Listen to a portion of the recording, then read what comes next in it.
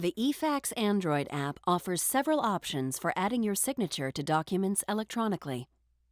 While viewing a document, tap the floating action button. Then, tap Add Signature. On the signature screen, you may pick from your existing signature files or create a new signature. To create a new signature, tap the floating action button. You can create your signature using the camera or with your finger. Choosing Camera allows you to take a photograph of your signature and convert it to an electronic version. We recommend writing your name in dark ink on a blank piece of paper for best results. Center your signature in the camera window and tap Capture.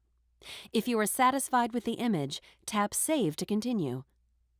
Choosing Finger allows you to write your signature directly into the app and save it. If you are happy with the signature, tap Save. You can tap Clear to try again.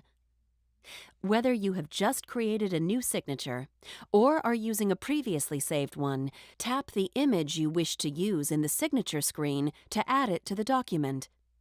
Reposition your signature by tapping and dragging it where you want it. Use the handles to resize it. When you are satisfied, tap on the menu and choose Save. The eFax app will store your newly signed document in the Signed Docs folder. For more resources to help you with your eFax service, please visit www.efax.com.